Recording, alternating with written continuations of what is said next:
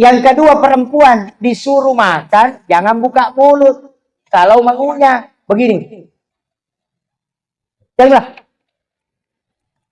Jangan, kecuali masukkan makanan, buka mulut. Kalau sudah masuk makanan, jangan buka mulut begini. Kenapa? Supaya suaminya senang. Paham? Tidak usah beli obat, bikin rapat apa, cukup itu saja. Itu obatnya. Paham nih? Yang kau demo kata paham makum rutongan. Itu kuncinya.